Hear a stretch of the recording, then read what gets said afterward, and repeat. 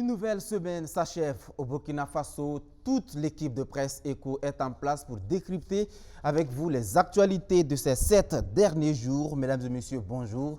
Je suis très ravi d'être avec vous ce matin. Au menu ce matin, donc, 3 sujets enrôlés. D'abord, la toute première visite hors du pays effectuée par le capitaine Ibrahim Traoré.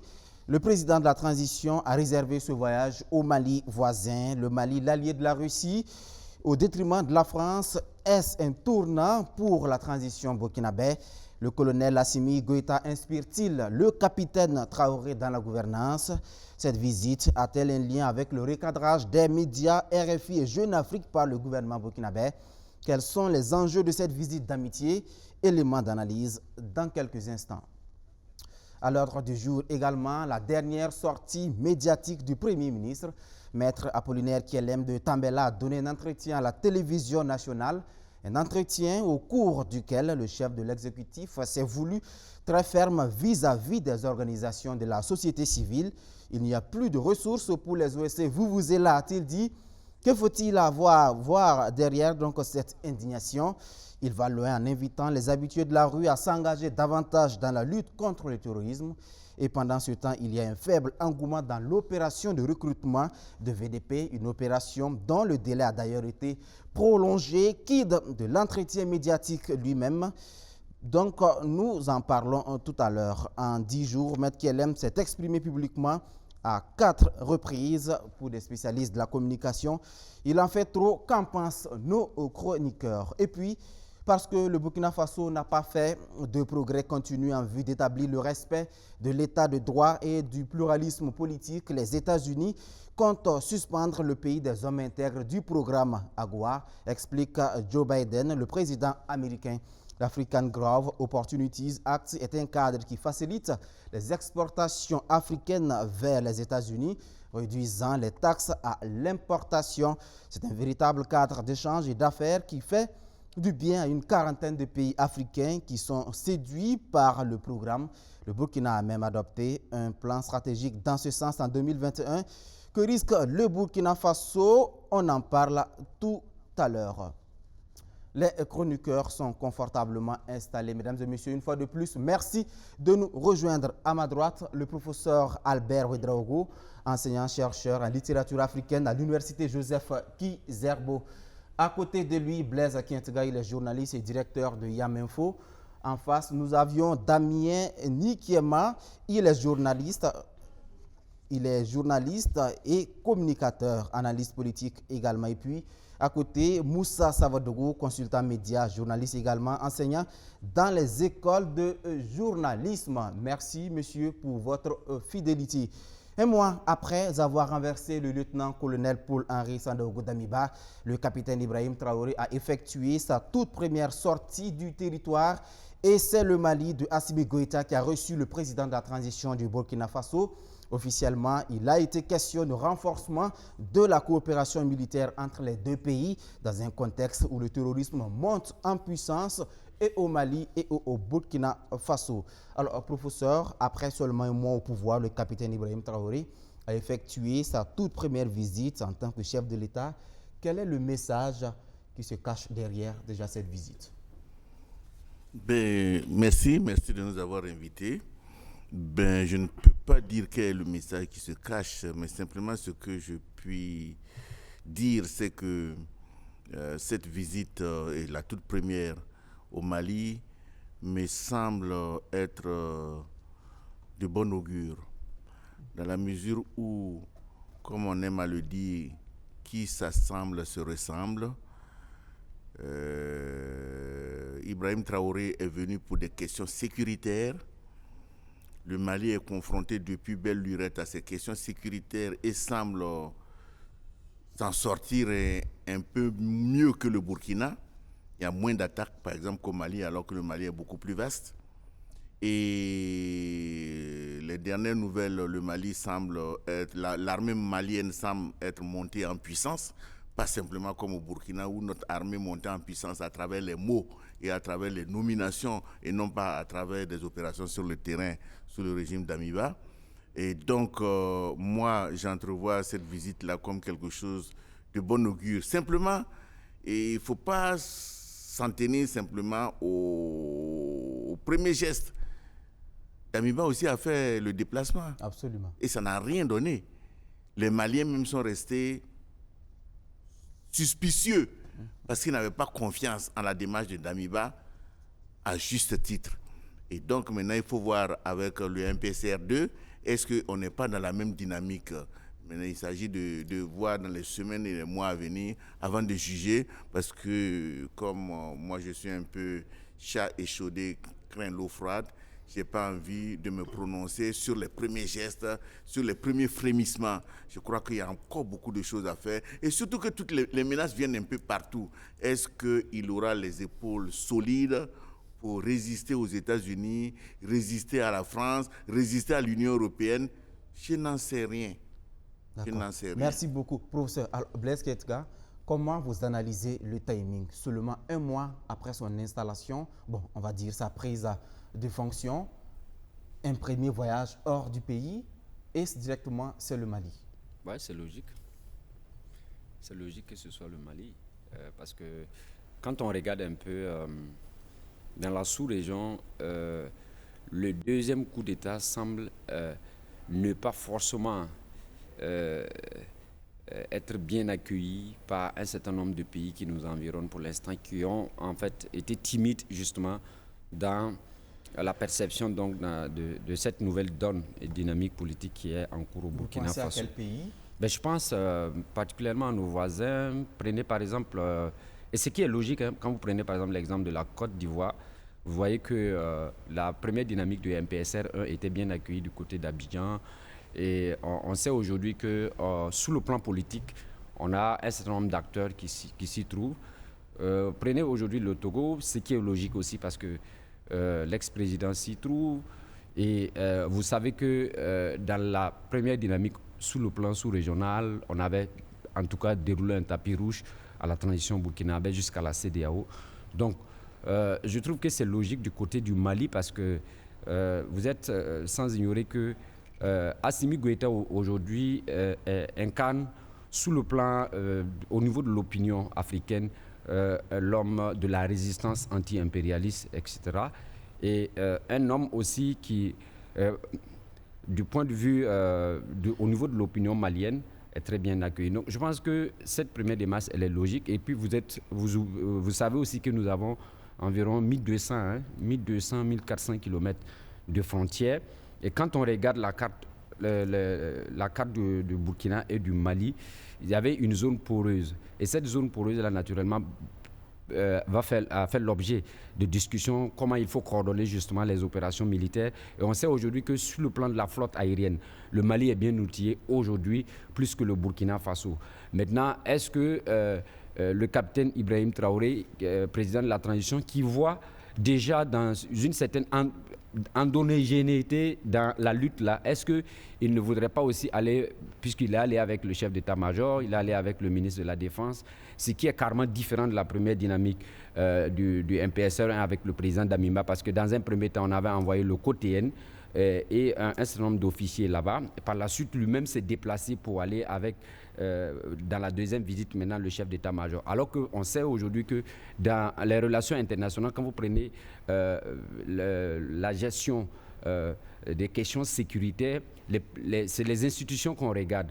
On sait que le quotidien n'avait pas un ancrage institutionnel, mais l'état-major, le ministère de la Défense, c'est assez logique. Et je pense que cette démarche-là, c'est comme le communiqué de la présidence l'a dit, c'est pour justement les questions sécuritaires. Mais je pense aussi que sur le plan géopolitique, c'était quelque chose aussi qu'on voyait venir parce que vous avez vu que quand il y a eu l'attaque de Guibo, il y avait eu un certain nombre de médias qui avaient relayé l'appui de l'armée de l'air malienne, ce qui avait été récusé par la suite, ou du moins les gens ont retiré l'information sans que le gouvernement nous dise quelque chose. Oui, mais après, je pense que ça a été rectifié.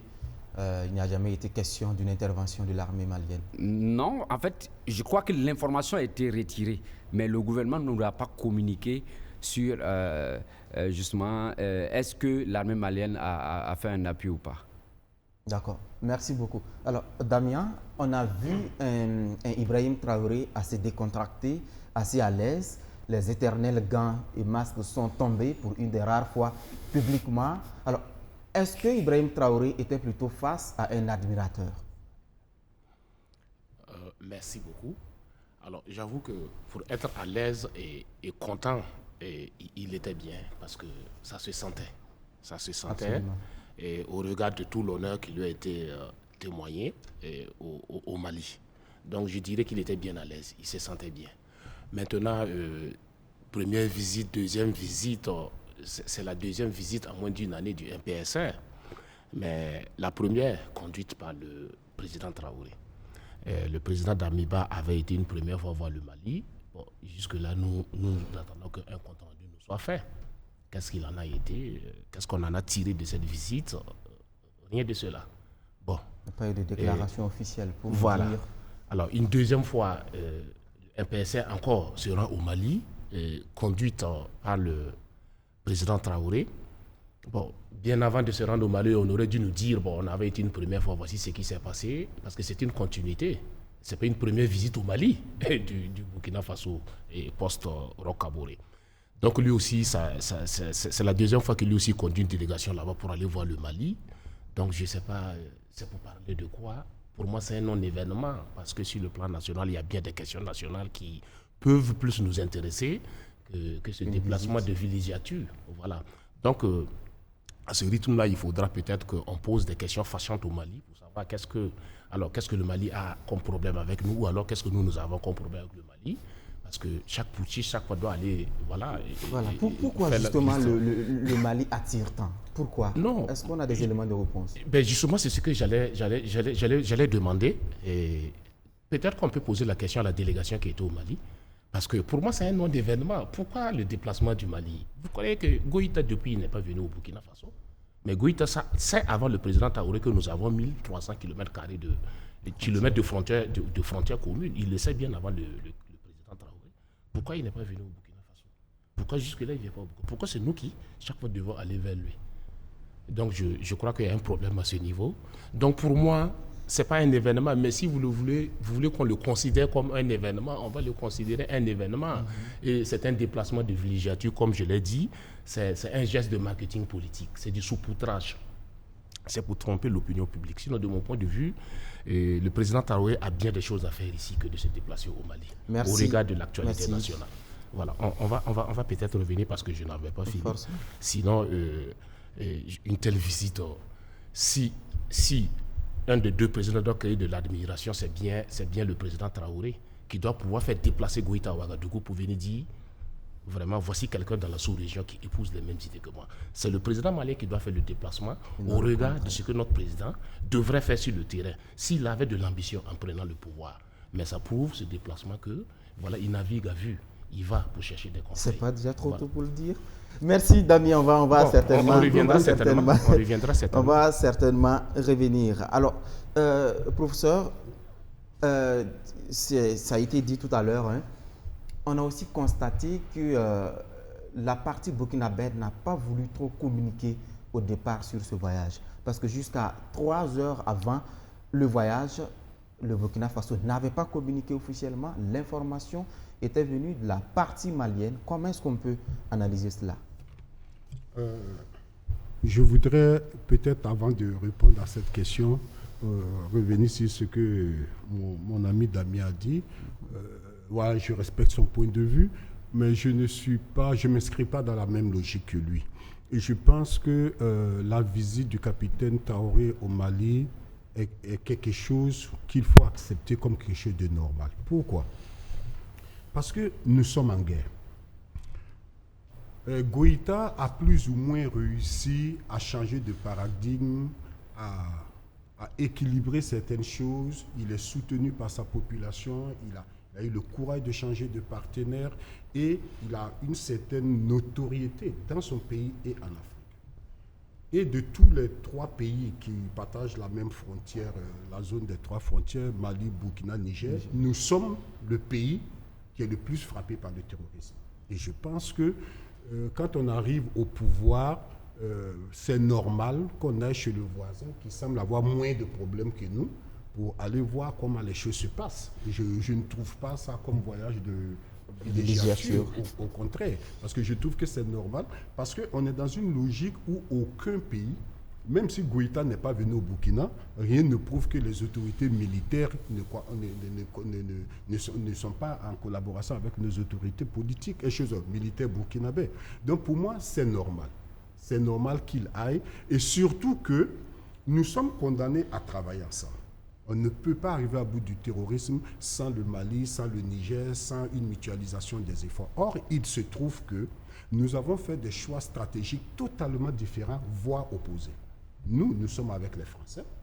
Le Mali a carrément tout arrêté avec les Français.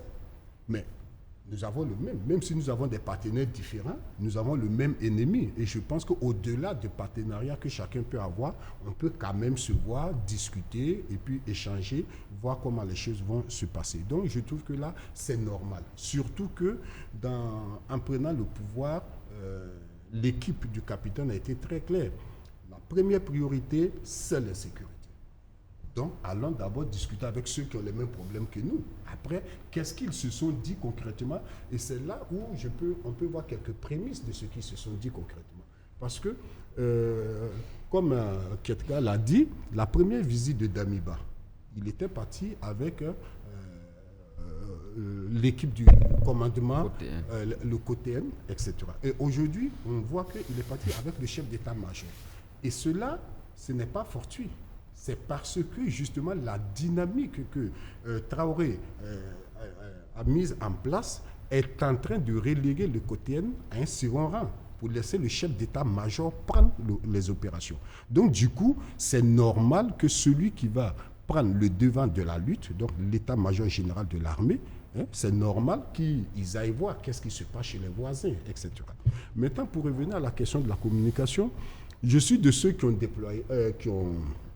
déplorer cette communication parce qu'on a vu le communiqué venu du côté du Mali d'abord et beaucoup de gens n'ont pas cru. Ils ont dit mais c'est quoi ce truc? C'est les Maliens qui doivent nous informer du déplacement de notre président avant que, à la dernière minute, on se rende compte que c'est jusqu'à ce que le président aille au Mali, beaucoup n'y croyaient pas parce qu'il n'y a pas eu de communication. Mais ça s'explique peut-être dans une logique communicationnelle parce qu'on se rappelle que notre position par rapport à Wagner aussi, ce sont les Américains qui nous ont informés. C'est la sous-secrétaire d'État américaine qui nous a informé que voici ce que Damiba a dit. Donc, je pense que Ibrahim Traoré a dit. Excusez-moi, ce que Ibrahim Traoré a dit, peut-être que c'est un choix communicationnel de se dire laissons les choses faire, le peuple va découvrir ce qu'on fait et on ne va pas parler beaucoup. Mais est-ce une bonne stratégie? Personnellement, je n'y crois pas. Alors, Blaise Ketka, est-ce que c'est aussi peut-être un tournant décisif? Moussa Savadogo le disait tout à l'heure, on le sait, le Mali a fait clairement son choix. Il est avec la Russie. Nous, au Burkina Faso, nous sommes toujours avec la France. Est-ce que quelque part, Assimi Goïta inspire le capitaine Traoré? Non, ce n'est pas seulement le capitaine Traoré. Assimi Goïta inspire des milliers de jeunes Africains. Ça, il faut qu'on ait le courage de le dire. Et je pense que si vous voyez que les Occidentaux sont en train de mettre la pression, ça veut dire que vous savez, ils sont très informés, ils sont très renseignés, ils ont des satellites, ils savent même s'il y a une mouche même à BF1, cachée à quelque part, ils ont la capacité de le détecter, etc. C'est pour cela aussi que des milliers de jeunes Africains, de patriotes sincères en Afrique, trouvent qu'il y a un jeu de cache-cache dans cette lutte contre le terrorisme, surtout avec un certain nombre de partenaires occidentaux. Alors, je pense que c'est un tournant décisif et depuis le début, on voyait ça venir. Le fait déjà de parler, de compter d'abord sur nos propres ressources, et jusqu'à présent, il y a un certain nombre d'officines au niveau des enclaves diplomatiques qui laissent entendre que le président capitaine est très teigneux. Donc, du coup, quand vous êtes dans cette démarche-là pour discuter franchise avec les partenaires, tous les présidents qui ont voulu discuter d'égal à égal avec un certain nombre de partenaires ont naturellement eu des difficultés. Donc, je pense que la pression au niveau de la communauté internationale, et vous avez vu tout dernièrement, peut-être qu'on va en revenir avec les médias qui ont commencé justement à interpréter justement la nouvelle dynamique de recrutement des VDP au Burkina Faso. Oui, Ça inaugure un tournant décisif, en tout cas dans nos rapports avec les Occidentaux, mais également le fait de revenir régulièrement sur la question de Wagner, ça montre déjà qu'il y a des prémices qu'on refuse de nous dire. Et en communication, vous avez parlé de la communication tantôt, je pense qu'il faut qu'on comprenne aujourd'hui que l'armée a un mode de fonctionnement dans sa communication qui est carrément différent. Surtout pour des questions sécuritaires, il y a des choses qu'on fait... on ne comprend pas immédiatement. C'est après qu'on arrive à comprendre pourquoi le choix de ne pas trop communiquer. Parce que jusqu'à la dernière minute, on peut reporter le voyage. Ça va au niveau donc des services secrets du service de renseignement, etc., etc. Il peut arriver que... Mais est-ce que ça ne fait pas gauche aussi que l'information nous vienne de la partie malienne? Notre président qui s'y rend et c'est la partie malienne qui nous informe. Est-ce qu'il n'y a pas mal donne quelque part? Non, je pense que quand on parle de mal donne, c'est plus seulement je spécifie. Hein. Si on était dans une situation normale, là, moi je trouvais qu'il y a un problème. Mais on n'est pas dans une situation normale. Et vous savez que toutes les difficultés que nous avons eues, que ce soit dans le passé et aujourd'hui en Afrique, c'est que à tout moment, on peut basculer. Donc, moi, je pense que c'est pour des questions sécuritaires que l'information n'est pas sortie très tôt. Mais merci. Sur cette question, permettez-moi de... Encore une fois, moi, je ne partage pas ça, parce que ce n'est pas parce qu'il n'a pas communiqué que les gens ne savent pas qu'il va voyager ou pas. Ceux que nous créons, que parlons peut-être les terroristes ou les armées des autres pays, ils sont informés, ils savent. Donc, peut-être que c'est nous, les populations, qui ne savions pas s'ils voyagent ou pas. Sinon, ceux qui sont dans le milieu, dont le travail c'est le renseignement, qui sont dans les palais, savent ce qui va se passer. Ils savent à quelle heure l'avion va décoller, à quelle heure l'avion va atterrir. Donc, pour moi, la question sécuritaire ici, pour moi, je ne trouve pas que c'est un argument solide. Parce que, de toute façon, on a dit de l'autre côté que ça va venir. Et à Ouagadougou, ici, il y a des gens qui savaient qu'il va partir. Personnellement, j'ai appelé des gens qui ont dit, ça va se faire, mais on ne va pas communiquer. Donc, ça veut dire que si quelqu'un, parce que quand vous parlez des questions sécuritaires, c'est peut-être si quelqu'un veut attenter à la vie du président. Tous ceux qui ont le pouvoir d'attenter à sa vie ont l'information. S'ils veulent avoir l'information, ils l'auront. Donc, je pense que ne pas dire que je vais voyager et puis tout en sachant que mon hôte là-bas dit oui, moi je me prépare parce qu'il arrive, je ne vois pas en quoi ça vraiment ça vous met à l'abri de votre sécurité. Enfin, je ne sais pas. Non, en fait, ce que je veux dire, c'est quoi? C'est que j'ai comme l'impression ici que nous, on veut continuer dans une logique conventionnelle, alors qu'aujourd'hui, nous sommes dans une situation assez spécifique. Et je ne suis pas un stratège militaire, mais vous savez qu'il y a des choses qui se font dans le secret et peut-être dans la communication, ça peut poser problème. Rappelez-vous que le président Damiba a été au Togo entre-temps sans que l'information ne soit rendue publique. C'est après qu'on nous a dit qu'il a effectué un séjour de quelques heures du côté du Togo. Donc ça arrive comme ça. Que maintenant nous sommes dans une situation géopolitique où il y a des choses qu'on doit apprendre à vivre avec des choses comme ça parce que c'est complexe et qui est très compliqué. Et ça va aussi avec le chemin qu'on a pris. Il y a des choses qu'on va toujours nous cacher parce que justement le chemin qu'on a pris, on n'a pas intérêt à trop communiquer là-dessus. Mais merci. Ici, excusez-moi, ici on ne nous a rien caché justement. C'est ça le problème. Parce qu'à partir du moment où les Maliens ont communiqué dessus, qu'est-ce qui est caché? Au contraire, s'il y a un secret, s'il y a des raisons sécuritaires, où vraiment on pense que peut-être la sécurité du président, c'est-à-dire les deux pays se mettent d'accord pour dire ça reste secret. Le Mali se tait, le Burkina se tait, on apprend que les choses se sont pas. Mais à partir du moment où le Mali a communiqué sur les réseaux sociaux, où est le secret? Vous avez vu l'heure à laquelle le Mali a communiqué. Merci, on va donner la parole à Daniel qui voudrait réagir.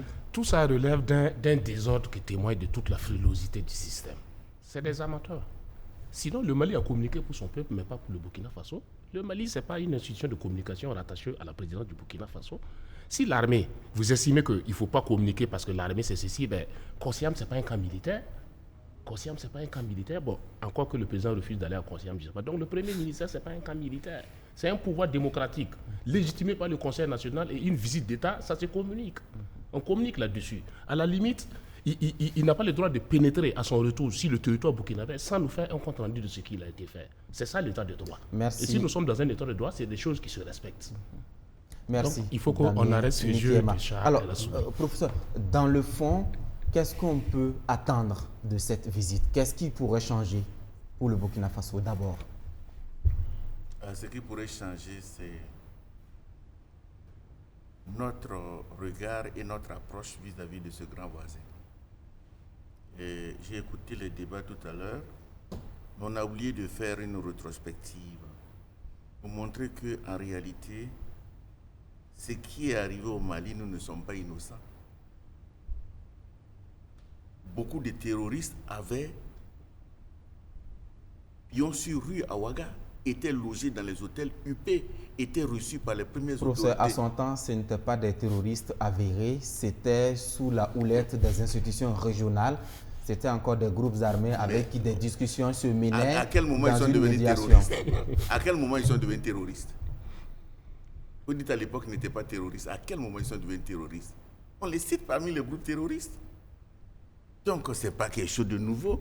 Et dans le mal malien, nous sommes restés à la limite coupables, sinon indifférents. Pas indifférents parce que je pense qu'on avait notre main dedans. Et par conséquent, il était de bon ton que les Maliens soient méfiants vis-à-vis des Burkinabés. Et ils l'ont été jusqu'à la chute du régime de Blaise. Quand la transition est arrivée, ils ont pensé que les choses pouvaient changer, mais ça n'a pas été vraiment à leur goût. Jusqu'à Damiba. On a vu que Damiba a amorcé un virage qui n'allait pas dans le sens de la rupture du paradigme que le Mali a opéré avec la France. Mais aujourd'hui, Traoré semble s'inscrire dans cette dynamique. Je dis semble parce que c'est encore trop tôt pour le dire. Et pour moi, la manière de communiquer est la mauvaise.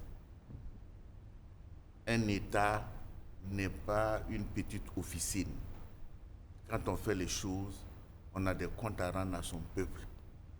Et on ne doit pas lui cacher des choses. Même si on est arrivé par un coup d'État, on a eu besoin d'être adoubé devant le Conseil constitutionnel. Quelque part, on a des comptes à rendre et on a des informations à donner. Donc je crois que de ce point de vue, il faut recadrer un peu cette information-là, parce qu'il y a des informations qui ne sont pas top secrètes, on veut en faire top secrètes. Ça fait que les gens vont avoir des suspicions, alors qu'il y a des informations ultra secrètes qu'on retrouve dans la rue. Ça aussi, c'est pas intéressant. Merci beaucoup. Moussa Sawadou, qu'est-ce que les deux personnalités ont pu se dire? Moi, je pense que, je n'y étais pas, mais j'imagine que les deux personnalités ont pu d'abord discuter des problèmes communs qu'ils ont, c'est-à-dire la sécurisation de la frontière. Je pense que ça, c'est un élément très important de voir, parce que la frontière, elle reste toujours poreuse. Ça, je pense qu'il y a effectivement cette question. Le Mali est sorti du G5 Sahel.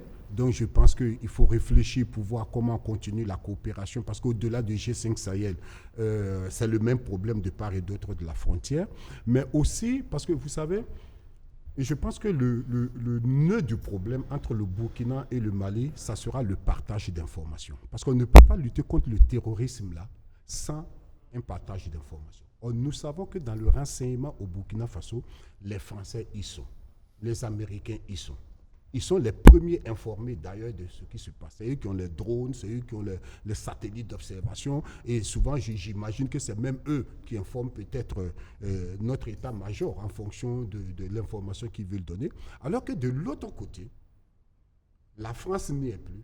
C'est la Russie, ce sont les Maliens. Donc, jusqu'où ces deux pays-là sont prêts à changer les informations tout en sachant que les partenaires se regardent en chien de faïence. Je pense que c'est ça le problème. Or, on a toujours dit au Burkina Faso ici que le ventre mou de notre lutte contre le terrorisme, c'est le renseignement. Et là, ce renseignement-là, on ne peut pas le faire en vase clos, il faut qu'on le partage avec les autres. Mais est-ce que les Russes, les Maliens accepteront de nous donner des informations tout en sachant que ça ira dans les oreilles des Français? Est-ce que les Français accepteront que les informations qu'ils donnent aux Burkinabés soient transmises aux Maliens, alors qu'au Mali, ce sont les Russes? Et je pense que c'est peut-être là où les deux présidents, quand ils parlent de trouver une nouvelle dynamique, doivent pouvoir vraiment voir comment collaborer au-delà des partenaires de chaque pays. Je pense que c'est ça le gros problème. Et quand le Premier ministre dit que nous allons diversifier, nous allons travailler avec chaque partenaire en fonction de nos besoins et de nos priorités, je pense que c'est peut-être ce message-là que peut-être Traoré est parti pour porter à son homologue Goïta. Merci. Damien Nikiema, que pourrait gagner le Burkina Faso concrètement à l'issue de cette visite? Rien du tout? Je n'ai pas fait partie de la délégation. Et même ceux qui ont fait partie de la délégation, il y en a qui ne pourront pas vous dire ce qu'ils se sont dit. Bon, je crois que c'est pas... Nous, on n'ira pas au Mali signer nos accords, là, même si on veut les diversifier. Le Mali n'est pas venu au Burkina pour signer ses accords avec choses, comment on appelle, Wagner. On se comprend? Donc, je me pose toujours la question de la nécessité de ces déplacements. Reste chez toi, tu as beaucoup de problèmes à la maison. Solidifie d'abord ton armée. Mets en place une armée, parce que nous n'avons pas d'armée. Voilà. Tu es en train de recruter des VDP qui ne veulent pas. Nous avons une armée qui a beaucoup de problèmes, mais nous avons quand même. Nous n'avons même pas d'armée. Si, nous avons une entité, nous avons des militaires. Quand je dis que nous n'avons pas une armée, on a des hommes en tenue, mais on n'a pas une armée. Parce que la même armée, ça fait plus de 8 ans qu'elle n'arrive pas à vaincre ces bandits armés qui sillonnent le Burkina Faso au vu et au su de tout le monde. Ce n'est pas des étrangers, c'est des Burkinabés qui dorment dans des maisons de Burkinabés. Nous avons des hommes en tenue, mais nous n'avons pas d'armée. Sinon, pourquoi 8 ans après, on n'arrive pas à nous débarrasser de cette gangrène? Voilà toute la problématique qu'il y a. Qu'est-ce qu'il a à courir? Qu'est-ce qu'il a à aller voir le Mali? Qu'est-ce que le Mali peut faire pour nous dans le cadre de la lutte? Merci beaucoup, Damien Nikiema. J'ai l'impression qu'on me coupe assez rapidement. On me coupe assez rapidement parce que je termine. Rapidement. Je vais dire, même s'il y a lieu d'aller au Mali, ce n'est pas dès les premiers instants. Après, vous savez, les révolutionnaires, c'est trop tôt. Ils se rencontrent tout seuls. Ils posent des actes. Le Mali n'a pas fait du bruit. Goïta jusque-là, et vous ne l'avez pas vu à Ouagadougou, il est chez lui. Mais la raison pour laquelle il a pris le pouvoir d'État, vous le sentez sur le terrain. Ça, il n'a pas besoin d'aller voir quelqu'un pour ça. Il sait pourquoi il a pris le pouvoir, il sait vers qui aller, il a agi. Mais le capitaine Traoré, il n'a qu'à rentrer dans les actions. Vous voulez diversifier. Goïta n'a pas chanté, n'a pas fait la publicité de la variation de ses partenaires. On a remarqué son travail et ça a attiré. C'est dans ce sens qu'on attire tous ceux qui sont du même acabit que nous. Ce n'est pas en allant dire, ouais, nous aussi on est révolutionnaires comme vous. Ça, pour moi, que voulez-vous que ce déplacement, que voulez-vous que ça nous rapporte au concret? Dites-moi. Merci. Pendant ce temps, il y a des VDP. Ou bien parce qu'il est parti au Mali, les VDP vont commencer maintenant à s'enrouler. Merci. Rapidement, en 10 secondes, Avant qu'on arrive à la question des VDP, parce que certainement on va en parler, je pense qu'il faut qu'on soit aussi logique. Quand Goïta a pris le pouvoir, il a été au Ghana, mais il n'a pas été en Côte d'Ivoire, il n'a pas été au Niger, il n'a pas été au Burkina. Et le professeur l'a rappelé ici. Il y a une histoire qui nous lie. Même la guerre de Noël, là, le problème qui a été posé, c'est quoi? À l'époque, on est revenu pour dire que non, c'est une guerre qui nous a été imposée par l'impérialisme. Ça aussi, il faut qu'on le reconnaisse. Le Premier ministre Apollinaire Joachim de Tambela, lors de son entretien, il a dit que lui-même, il est président d'un État, d'un mouvement fédéral et que ce serait bien qu'on aille dans le sens, justement, donc, de ce fédéralisme-là. Donc, moi, je pense que le Mali et le Burkina, et quand vous avez suivi les interventions, juste après les entretiens, ils ont parlé de peuple. Et le capitaine Ibrahim Traoré a dit qu'il est venu parler au peuple malien. Il n'a pas dit qu'il est venu parler au président Goïta. Il a dit qu'il est venu parler au peuple malien. Mais c'est le président Goïta qui l'a reçu. Ce que je vais dire, c'est que c'est toujours important d'aller justement vers le Mali parce que justement, aujourd'hui, le Burkina Faso a beaucoup à prendre avec le Mali. Merci justement beaucoup. En matière donc, de gestion des partenaires parce que ce que les gens oublient, c'est que même les États-Unis qui ont d'abord dans un premier temps brandi, quand la France était en difficulté au Mali, on brandit le carton rouge. Les États-Unis viennent, il n'y a pas très longtemps, de signer, d'accorder un financement au Mali dans le cadre donc, de développement d'un certain nombre de projets. Donc je vais dire que dans la gestion des partenaires, le Burkina Faso aujourd'hui a à apprendre avec le Mali. Merci beaucoup, Blaise Kietega. Alors, au lendemain de cette visite, coïncidence ou pas, on a vu ce communiqué du gouvernement qui recadre les médias occidentaux comme Jeune Afrique et RFI à propos d'un traitement réservé donc, au recrutement de 50 000 VDP, les supplétifs de l'armée. Les mots sont sans ambiguïté. Le gouvernement parle de propos mensongers et sans fondement, un traitement cavalier et léger du sujet, selon le porte-parole du gouvernement. Alors, on sait aussi que, de par le passé, le Mali a recadré des médias comme France 24 et RFI. Les choses ont même abouti à leur suspension au pays. Est-ce que le Burkina s'achemine vers cette dynamique? Oui. Et c'est maintenant, Dieu merci que les réseaux sociaux sont venus accélérer, c'est devenu des universités populaires où aujourd'hui l'accès à l'information est tel que les gens commencent à se réveiller. Sinon, depuis 10 ans, nous, depuis l'université, quand les professeurs nous enseignaient, nous, on chantait dans les mouvements estudiantines le fait que ces médias-là étaient des médias de propagande, de la politique, de l'impérialisme. Dans les pays africains, on nous a toujours traités d'aigris, etc., etc. Mais il y a une réalité aujourd'hui qui se révèle à la face du monde. Il y a une réalité qui se révèle à la face du monde. Et quelle est cette réalité? Et cette réalité aujourd'hui, Macron l'a même annoncé. Il a même dit que les médias France Monde, ou bien c'est quoi, le groupe France là, Média Monde. France Média Monde doivent justement travailler à contrecarrer la propagande russe en Afrique.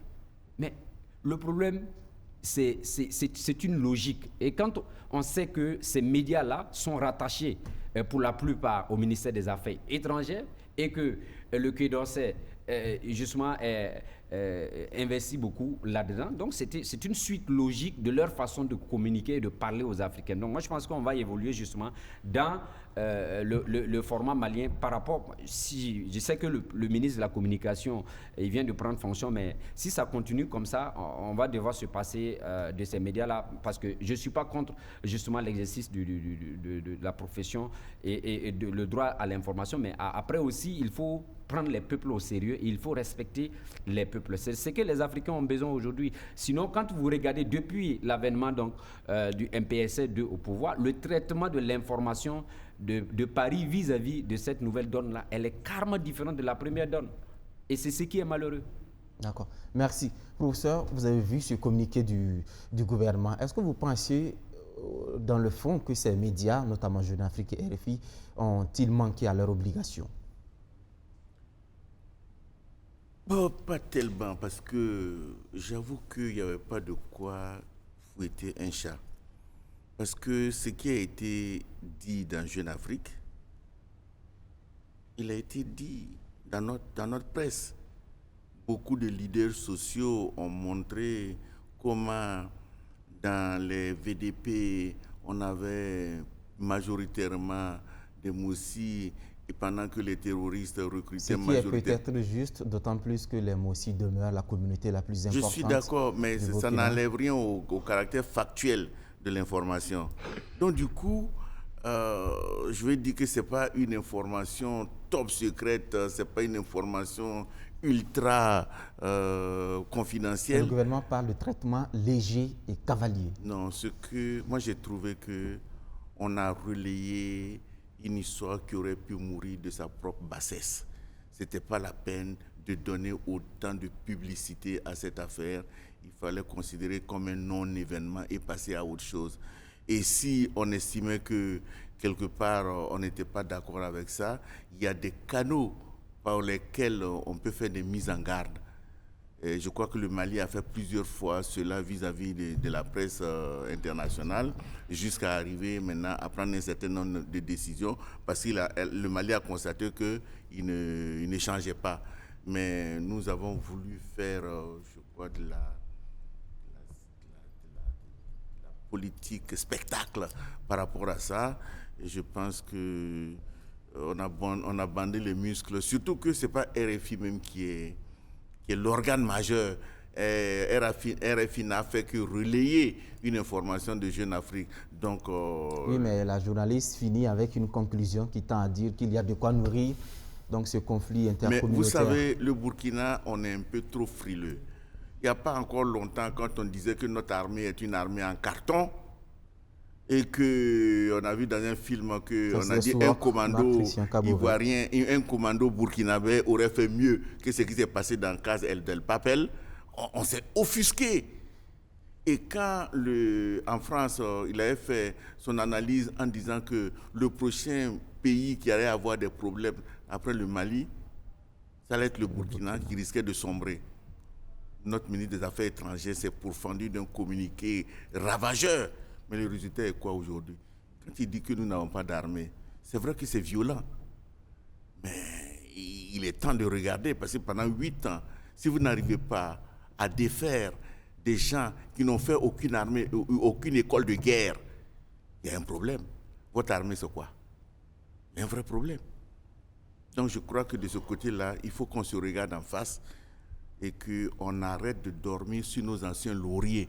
On a pensé pendant longtemps qu'on avait une armée super forte, mais la réalité aujourd'hui est qu'elle est complètement déstructurée et il faut la revoir de fond en comble. Merci. Alors, Moussa Savadogo, dans le fond, qu'est-ce que vous pensez de cet article de Jeune Afrique? D'abord, je voudrais revenir d'abord un peu sur la polémique, parce qu'on en a discuté dans beaucoup de cercles d'enseignants et tout. Le procès contre RFI, moi je trouve que c'est un procès qui n'a pas lieu d'être. Parce que pour moi, je passe sur le plan purement journalistique. On va quitter vraiment dans le domaine journalistique, RFI n'a commis aucune erreur. Parce que l'élément est passé sur RFI dans le cadre d'une revue de presse. Et qui a fait du journalisme qui est honnête sait ce que c'est qu'une revue de presse.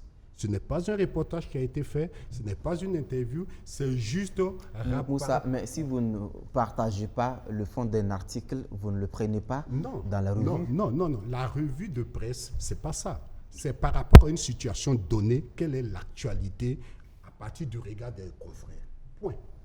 C'est ça la revue de presse. Et c'est un genre journalistique qui est enseigné. Oui, mais ça engage une partie, la responsabilité du média qui relaie l'information. Oui, ça engage parce que je trouve que c'est une information importante. Je donne. Mais ce n'est pas moi qui ai produit cette information-là. Mais maintenant, ta responsabilité demeure tout de même. Oui, ma responsabilité demeure, mais sur le plan journalistique, je n'ai commis aucune erreur. Maintenant, sur le plan politique, peut-être que ce n'est pas une bonne, c'est pas quelque chose que je vais entendre. Ça, c'est autre chose. Mais le journaliste n'a commis aucune erreur. Donc, on ne peut pas l'attaquer pour délit de presse. Ce n'est pas possible. Et ça, je lance le défi à quiconque de vouloir attaquer RFI pour délit de presse. Ce n'est pas possible.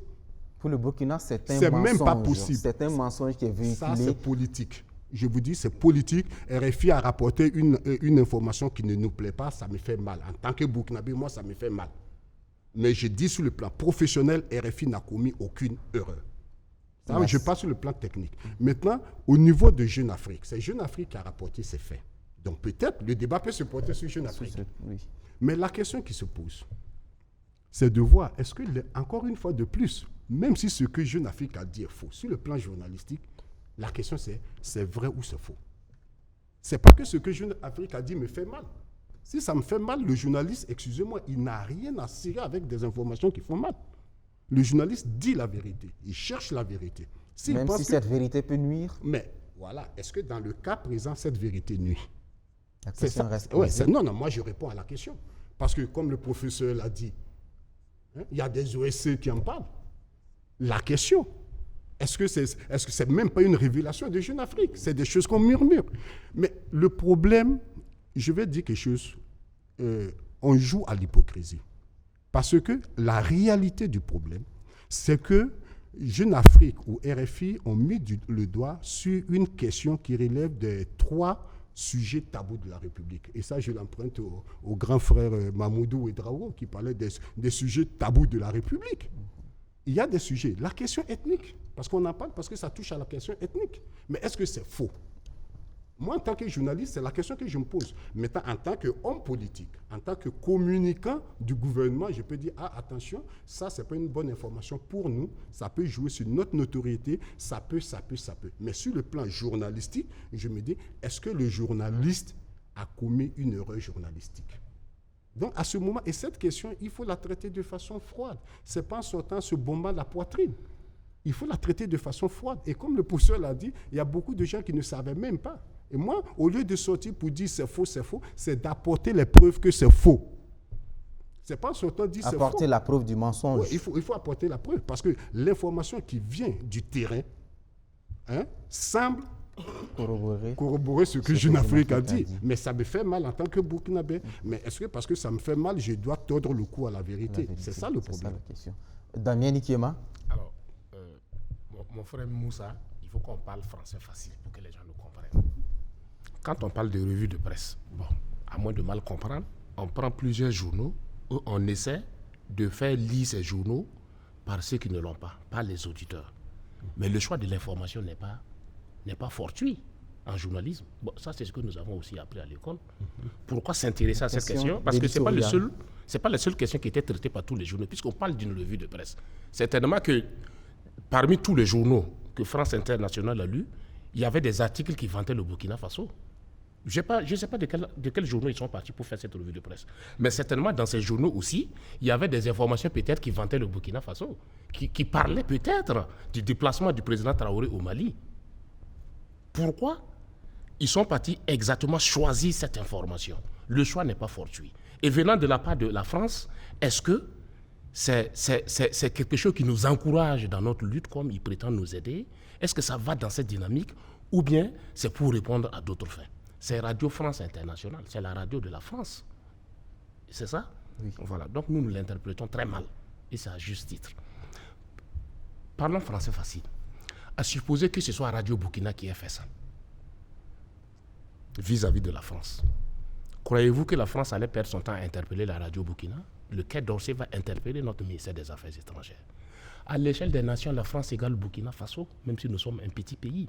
Nous avons une diplomatie. C'est une question diplomatique. Que la diplomatie sévisse, que la diplomatie enclenche toutes les voies de protestation nécessaires pour dire que, en tant qu'État souverain, cette information, à l'étape actuelle où nous en sommes, de lutte contre le terrorisme, cette information venant de notre partenaire traditionnel qui est la France, qui nous a appris le journalisme, vous êtes de faux types. Parlons en français facile. Ne restons pas dans ce débat d'école de journalisme. Le journalisme, je dis non. Si Radio Burkina, moi je suis froid, je suis pragmatique. Si Radio Burkina, j'arrive. Si Radio Burkina avait fait ça, c'était un problème de diplomatie. D'accord. La question, c'est de savoir, est-ce que Jeune Afrique ou RFI a-t-il manqué quelque part à ses obligations? L'information, le choix d'une information n'est pas fortuit. Nous sommes en guerre. Nous sommes en guerre. Ils se sont intéressés à un aspect qui parle de notre guerre. Mais est-ce que la déontologie a été foulée aux pieds? C'est ça la question. L'objectif de l'info, on ne parle pas de déontologie. Ça, parler de déontologie, d'éthique, ce serait un goût français. Vous allez égarer les gens. Le gouvernement ici, parle de propos mensongers. Ce débat a d'abord été un débat national pour dire n'opposons pas les ethnies. Parce que la France est un pays de liberté, des droits de l'homme. La France sait que tout ce qui est religion, tout ce qui est ethnie, c'est des sujets très sensibles sur lesquels il faut pas s'amuser. Encore plus que le contexte dans lequel le Burkina Faso est, exclut que notre partenaire français permette à sa radio de parler aussi vulgairement de ce sujet. Est-ce que ce qui a été dit est faux? Non.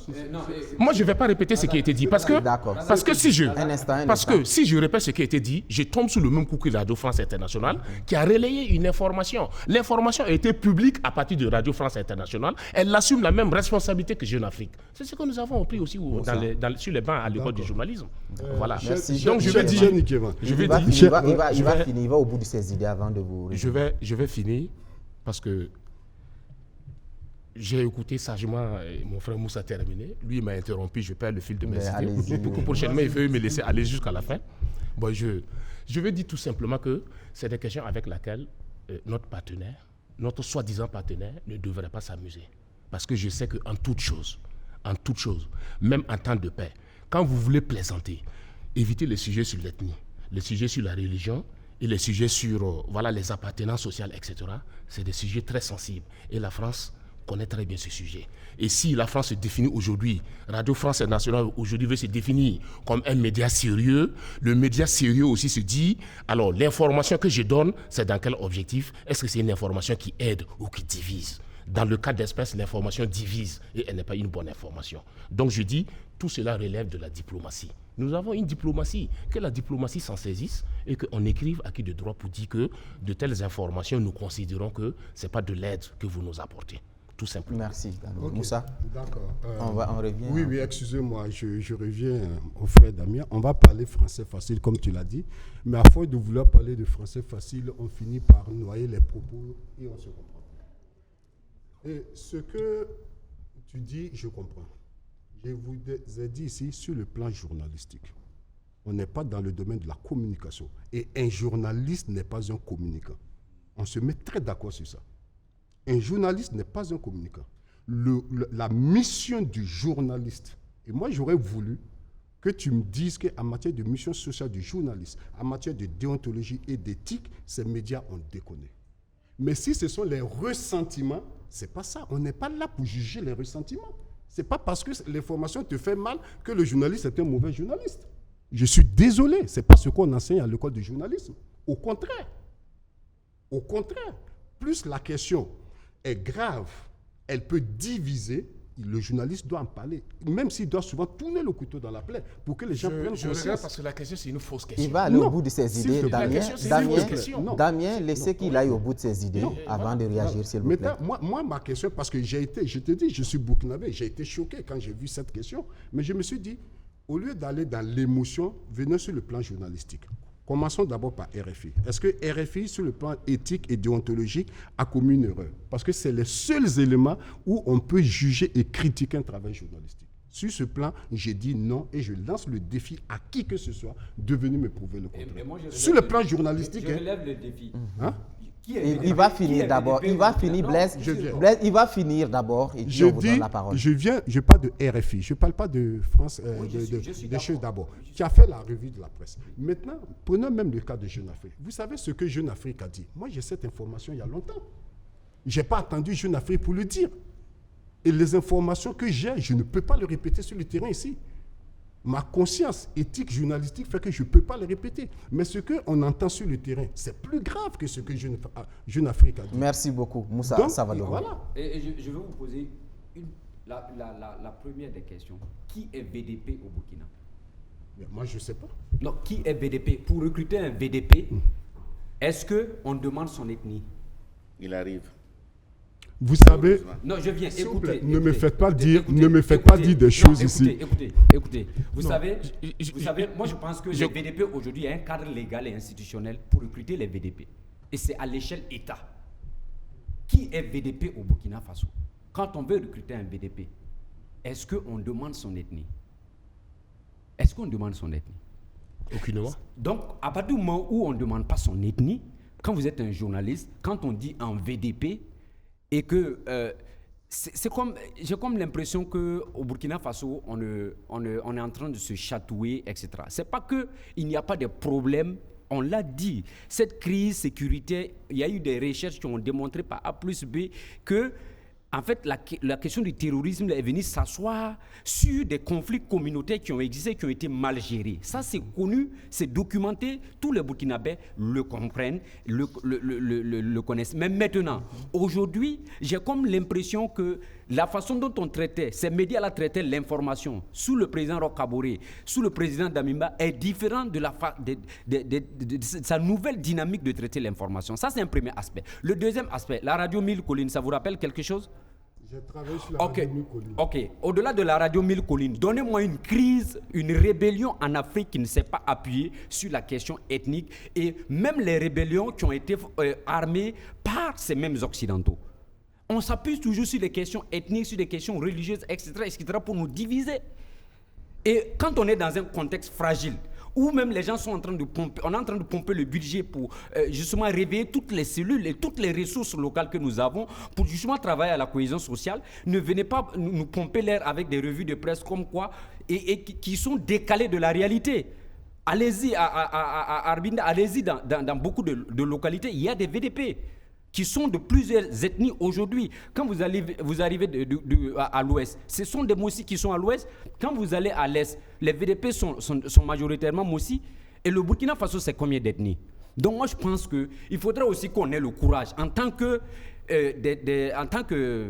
pas intellectuels, mais en tant que des gens qui sont allés à l'école du blanc, de comprendre que cette école-là, il faut qu'on la réquestionne. Merci beaucoup. C'est pour servir nos États ou bien c'est pour servir justement dans ce contexte divisé. Non, ce n'est pas une question d'émotion. Je suis en train de dire que... Rapidement, allez-y à la conclusion. Je suis en train de dire qu'il y a des vérités. Il y a des vérités historiques qu'on ne peut pas s'en défaire. Il y a des situations difficiles chaque jour, on fait l'effort de gérer ces questions-là. Mais moi, je pense que ce n'est pas à ces médias-là de venir nous dire comment, justement, nous vivons ces réalités. Moi, je pense que c'est décalé et on connaît le rôle qu'ils ont joué dans plusieurs pays en Afrique. On se rappelle tout dernièrement la rébellion ivoirienne. Merci beaucoup à Blaise Kintiga. Merci beaucoup. À l'ordre du jour également ce dimanche, je vous le disais, le Premier ministre s'est encore exprimé, Maître Kialem de Tambela a donné un entretien à la télévision nationale. Auparavant, il s'était exprimé au lendemain de sa nomination. Puis à la prise de contact avec les ministres, il a parlé. Et puis à son installation, il s'est adressé au Burkinabé. En 10 jours, 4 prises de parole pour un Premier ministre qui vient d'être nommé. Alors, est-ce productif pour un chef de gouvernement qui vient d'arriver, professeur? Je vois que dès qu'il avait pris fonction, tout comme lorsque le président Traoré a pris fonction, il y a des gens bien avisés qui ont apporté des conseils en disant « agissez beaucoup, parlez peu ». Et si j'ai un conseil à donner au Premier ministre, c'est exactement dans ce sens-là. Agissez beaucoup, parlez peu. Parce que j'estime qu'il a suffisamment trop parlé.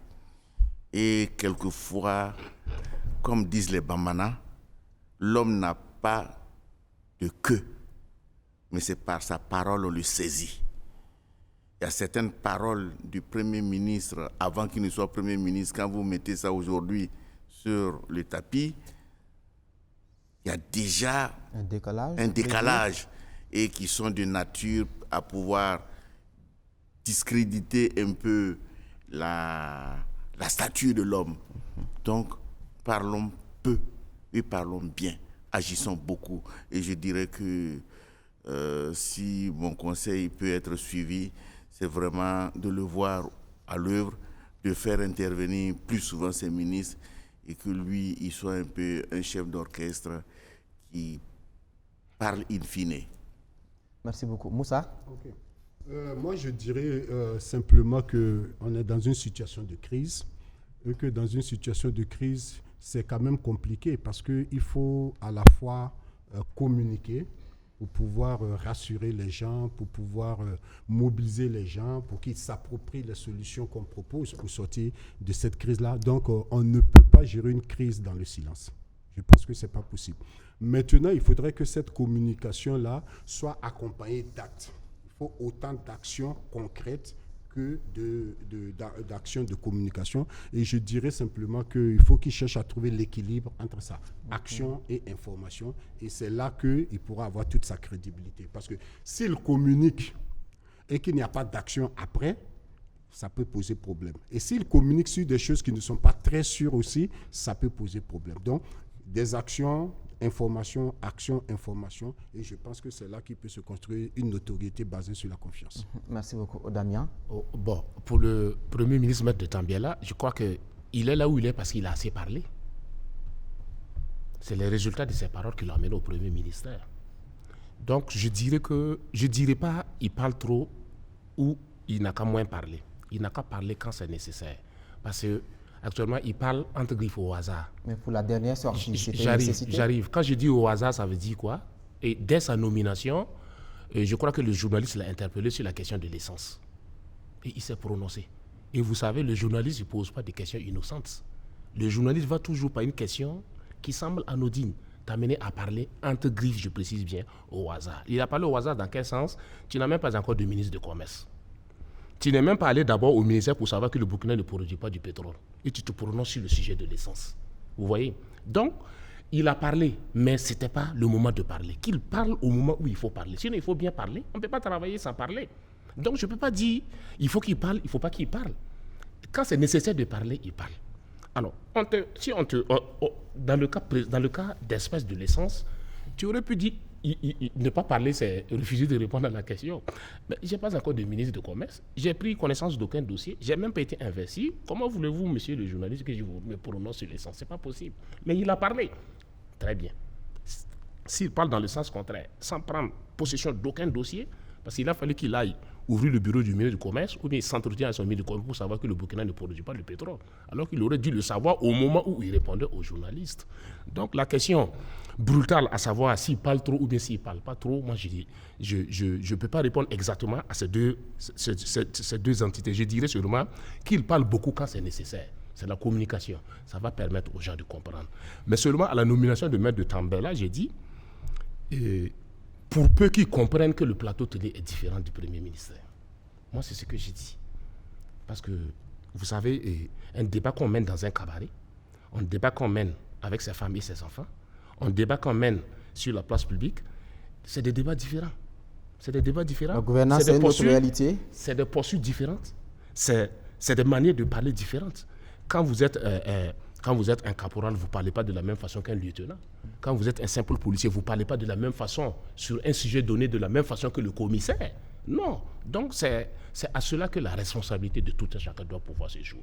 Voilà. Qu'il évite de se croire sur un plateau et parler quand c'est nécessaire avec des preuves à l'appui. Voilà. Merci beaucoup, Damien. Kietra, au cœur de cet entretien, il est revenu sur la question des organisations de la société civile. Il faut dire qu'il n'y est pas allé avec le dos de la cuillère. Il dit, en gros, il parle d'OSC Vuvuzela, il n'y a plus d'argent pour les financer.